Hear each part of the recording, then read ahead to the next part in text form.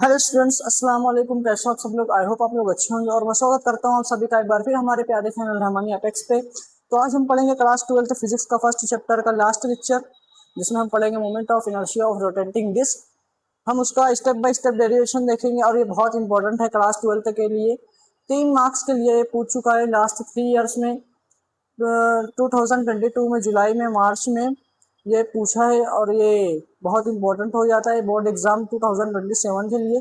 तो आज हम पहले मैं आपको फिगर बनाकर बताऊंगा, फिर मैं स्टेप बाय स्टेप पूरा का पूरा इसका डेरिवेशन करूंगा।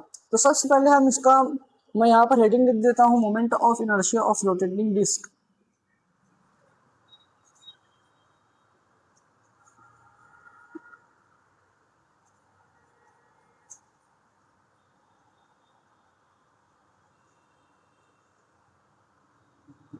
सबसे पहले मैं आपको बता देता हूँ कि अब होता क्या है।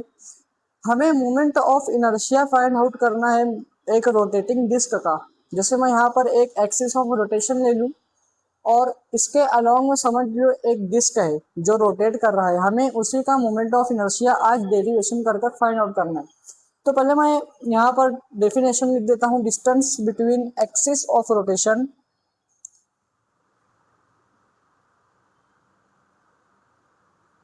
Distance between axis of rotation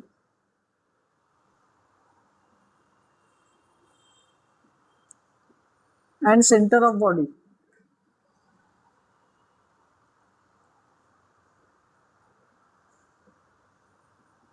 where whole mass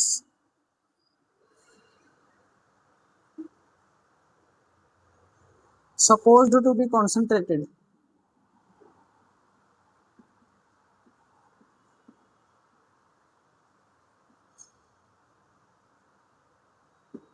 distance between axis of rotation और सेंटर ऑफ बॉडी, जो बॉडी का सेंटर है और एक्सिस ऑफ रोटेशन का जो डिस्टेंस है वो पूरा सेंटर ऑफ बॉडी उसका डिपेंड रहेगा, मतलब उस पर कॉन्सेंट्रेट रहेगा। Distance between axis of rotation and centre of body where whole mass is suppose to be concentrated, जहां पर उसका पूरा सेंटर ऑफ बॉडी का होल मास कंसंट्रेटेड रहेगा एक्सिस ऑफ रोटेशन के। हम वही आज moment of inertia of rotating disc में डेरिवेट कर कर उसका आंसर निकालेंगे। तो पहले मैं यहाँ पर आप फिगर बनाकर बताऊंगा, फिर वो फिगर के अलावा हम उसका पूरा का पूरा डेरिवेशन सॉल्व करेंगे। पहले मैं यहाँ पर फिगर बना देता हूँ इसका। ये हमारा यहाँ पर रहेगा, पहले ये आप लिख लीजिए, फिर एक साथ फिगर बनाकर उसको डेरिवेट करेंगे। मैं जिस तरीके से यहाँ पर डेरिवेशन कर रहा हूँ आप ठीक उसी तरह एग्जामिनेशन में करना, आपको पूरा का पूरी मार्क्स एकदम स्टेप वाइज मिलेंगे। और एक भी स्टेप अगर आप मिस करते हो तो उसकी हाफ मार्क्स कट आउट हो जाती है। ये एग्जामिनर के पास एक मतलब वो स्टेप बाय स्टेप का वो पेपर होता है, वो स्टेप देख कर मार्क्स आपको देता है।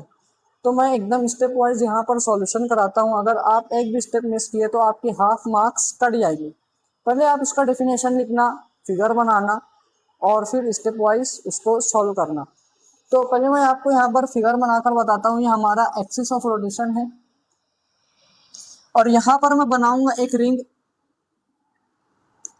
और ये हमारा यहाँ पर ये डिस्क, ये एक्सिस ऑफ रोटेशन है, जिसके अलावा हमारा जो डिस्क है वो हमारा रोटेट कर रहा है।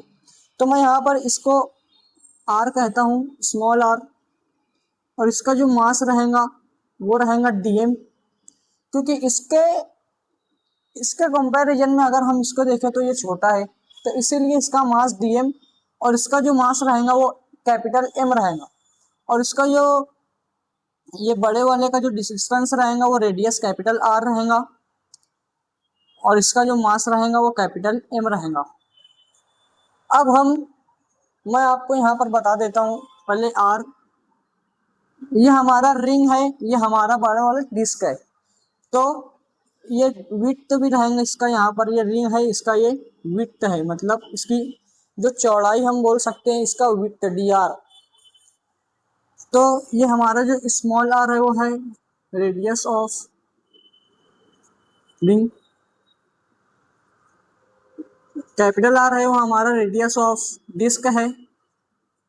एग्जाम में ठीक इसी तरह आप लिखना, पहले फिगर बनाना, फिगर के अंदर जो शो हो रहा है आप उसे रिप्रेजेंट करना, फिर उसके बाद अपना डेरिवेशन आप स्टार्ट करना। और ये जो हमारा डीएम है वो है mass of ring, mass of ring. Capital M जो रहेगा वो हमारा रहेगा मास ऑफ डिस्क, ये हमारा मास ऑफ डिस्क रहेगा। और जो ये डी आर है ये हमारा विड्थ ऑफ रिंग है। अब हम पहले आप ये लिख लीजिए, फिर हम उसका डेरिवेशन स्टार्ट करेंगे।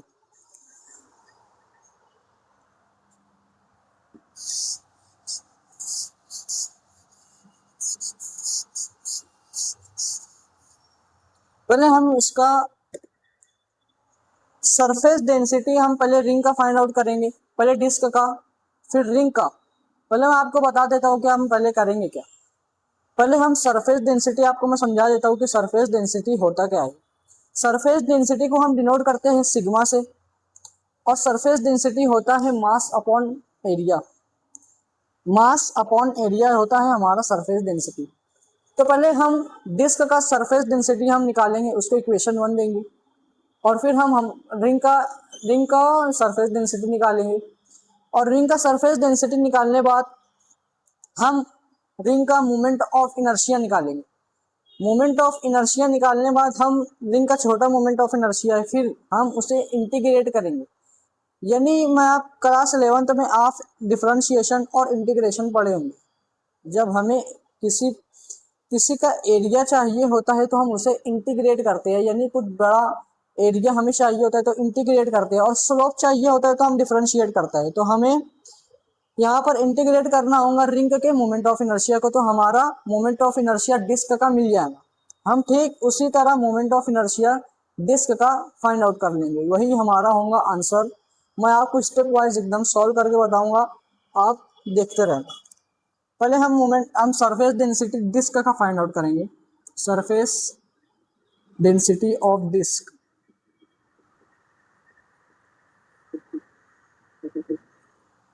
मैं आपको बता दिया हूं कि हम करने क्या वाले हैं। अब मैं सिर्फ सॉल्व करूंगा और आप देखते ही आना, सिर्फ उसी तरीके से सॉल्व होगा। मैं आपको बताया हूं सरफेस डेंसिटी हम बोलते हैं सिग्मा को, जो कि होता है मास अपॉन एरिया।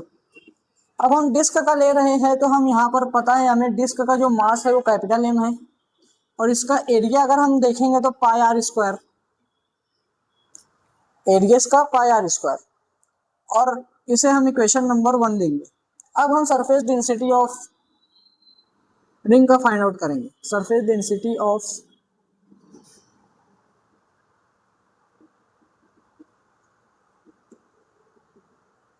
रिंग का फाइंड आउट करेंगे।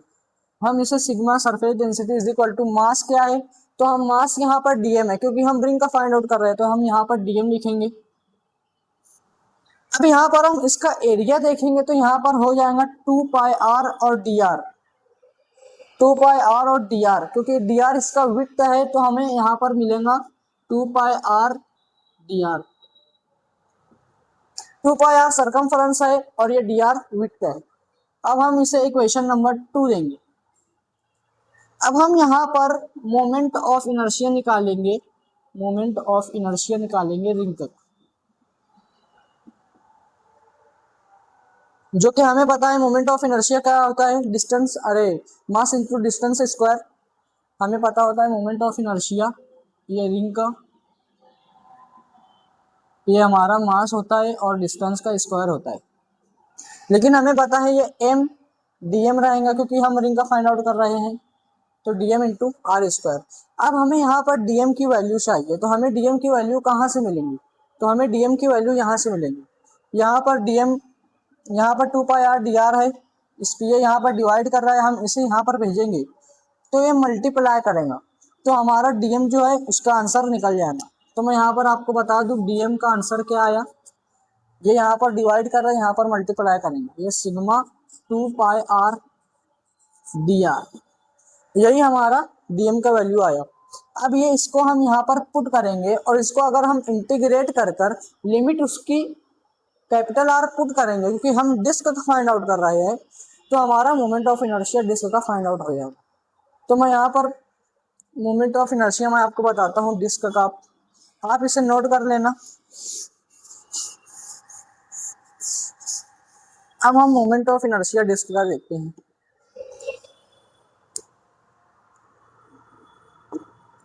Moment of inertia of disc,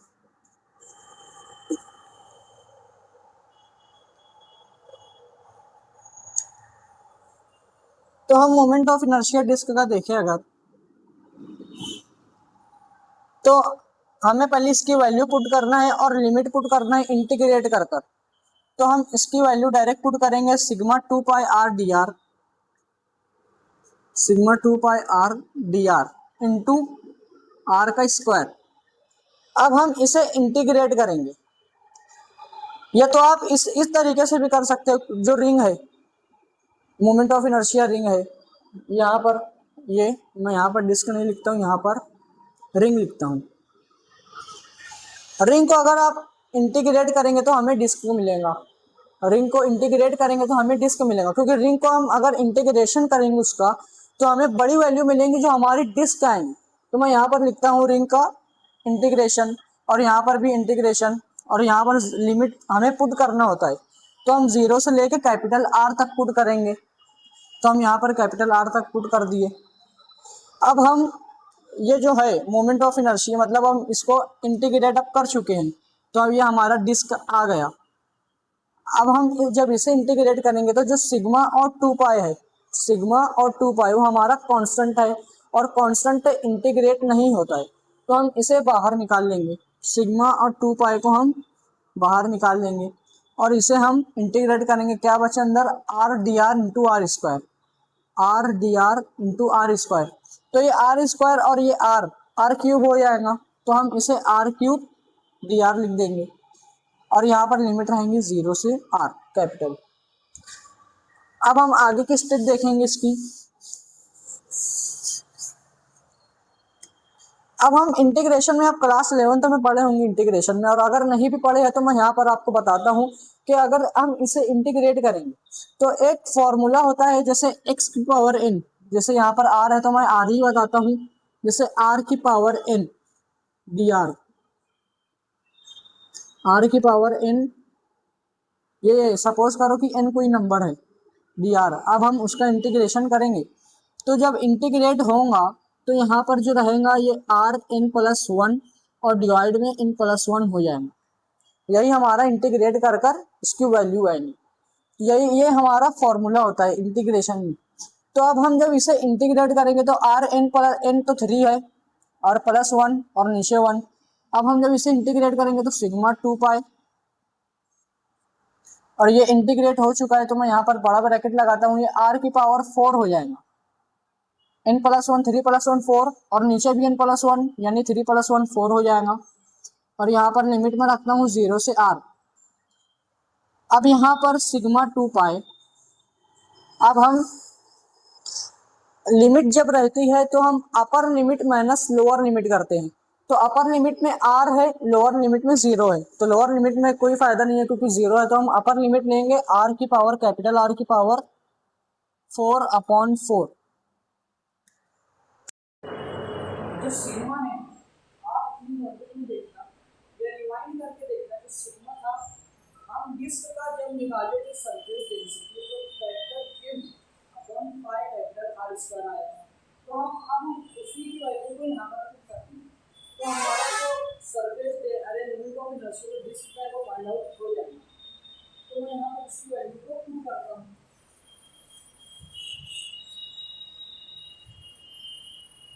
अब हम यहाँ पर सिर्फ सिग्मा की वैल्यू को पुट करेंगे और हमारा मोमेंट ऑफ इनर्शिया डिस्क निकलेगा।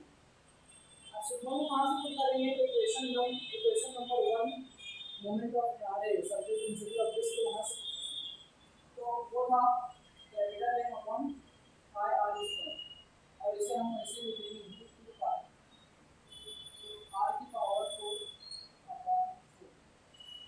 तो ये r स्क्वायर, और यहाँ से ये 2 को काटेंगे तो 2 बचेगा, ये 2 अंसा 2 पाई कैंसिल, और यहाँ पर m स्क्वायर अपॉन 2 ये हमारा आंसर आया, और इसे हम हाफ mr स्क्वायर भी लिख सकते हैं।